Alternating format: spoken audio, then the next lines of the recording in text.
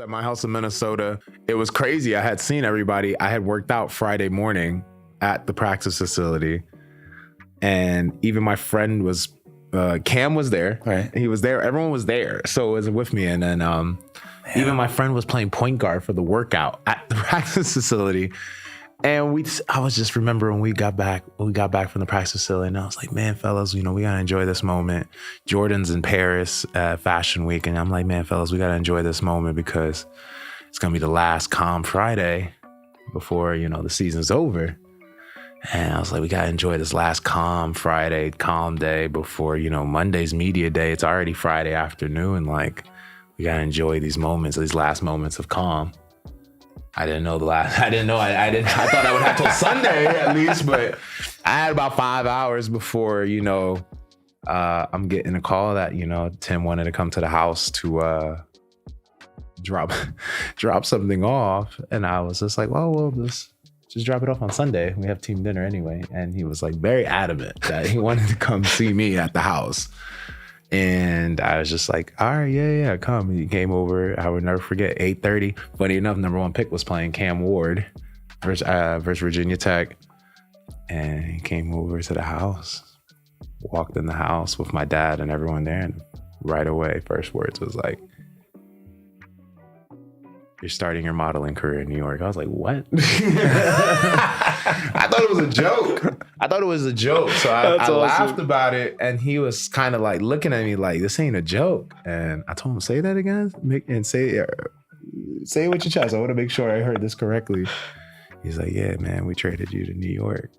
And I remember my dad said, what? My friend walks out the room like, hey, everyone's shocked. I'm shocked. And yeah. I mean, what went through your head? I'm still stunned.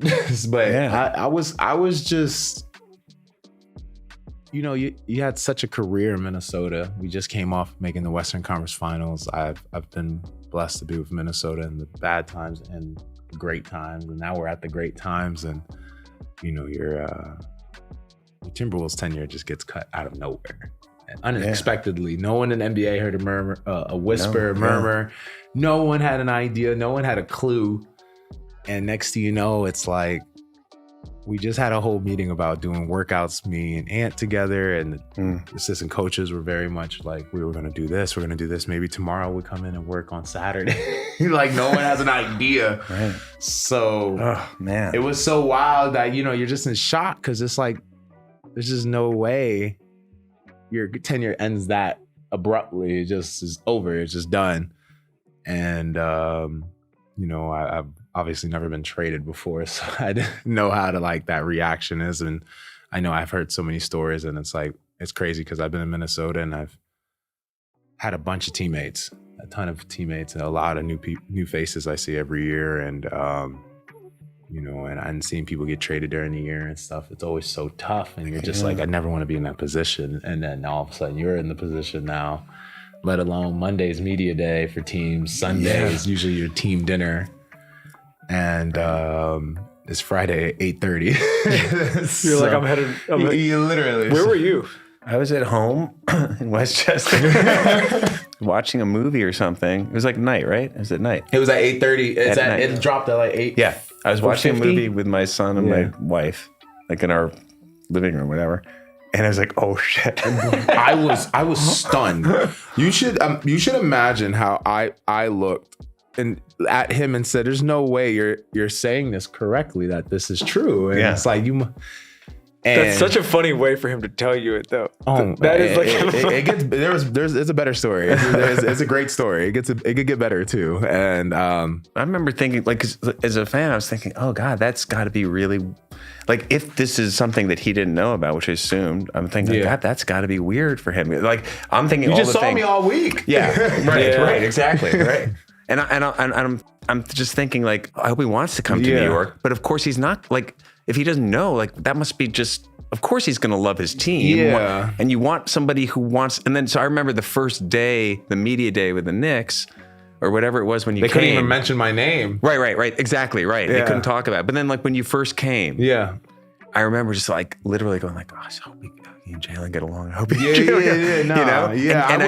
was stunned because I was just like, even when I got to New York, I was just kind of like, there's no way this has happened, dude. And then on top of that, the trade never got finalized. So now they're having training camp, but we can't even be in the same room. Right. We can't even be in the site. We can't be around each other, nothing. So I'm just like a imaginary person there that's not there. Yeah. I'm really curious your perspective on this. We did an ep a couple weeks ago with Flea in LA, and he told a story about the Luka trade, and I told Flea about the Luka trade, and he freaked out because he's the biggest. And by the way, I hadn't seen Flea in like 25 years. Yeah, he was like I literally, and I was at some party in LA, and it had just happened, and I knew he was a huge Lakers fan. So he freaks out. He's falling on the floor. Did all sorts of stuff. I think my question for you now, having lived through this, because there's the player / people who work for a team perspective, and then there's the fan perspective. There's everyone else. Yeah. When these things happen, you were an example of this. That one was an example of this. There's a few every year, obviously. When these things happen, people go nuts almost to the point that it's like a bigger deal than a playoff win. You know, it's like a thing that just causes. It's news. Has your perspective now changed for when it happens to other people because you've lived through it? Or are you still just kind of like, I already respected the players that have to get traded and go to a new team and make it work immediately. Like, you know, especially middle of the year, you know, people got kids and stuff. Imagine having to tell your kids they can't see their friends anymore. We got to go. That's tough. And, you know, and isn't it crazy? Both big trades, the Knicks are involved. Yeah. And the Knicks trade for me and shocked the world. Luka gets traded after the Lakers came here and whooped our ass. That's right. I was like, we played so bad we had to get rid of people. It's like a horror movie. This is what? Yeah. And that's right. And I just it's just a different respect. It's just different respect too. Cause you know, it's different. It's just like having having a parent die or anything. It's just a different, you just don't understand it until you've experienced it. Yeah, and you're experienced it. Because experience teaches all. And, you know, I had a beautiful house that has 9 years of memories, and then it has all these amazing artifacts of my career and friends of mine throughout the years and my family. And you're told, it's 8:50, 9 p.m. You're like, hey, man, you got 12 hours to go pack up and go to New York. You're like, wait, what? And then you have no place to live. Right. And you're now used to being in a big house with a lot of space and your own life to now you're like locked in a hotel room. And it's also New York. In New York.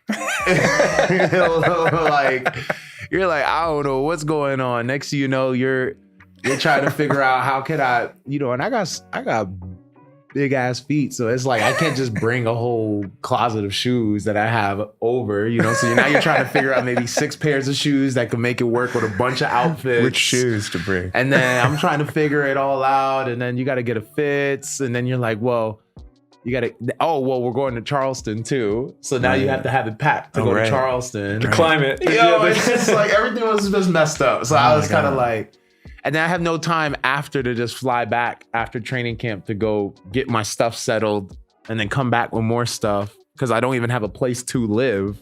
Yeah. Now you know you're in New York. There's no home. Right. So it's like you got to be very selective about the amount of space you're using with clothes and closet space. So living in New York, space is at a premium. Oh my goodness. I was just like, this is wild. But and then you got to perform. Then you got to exactly. Oh, no training camp for you either because the trade is not finalized, so you don't get to learn anything. Be around the players, the coaches, nothing. Right.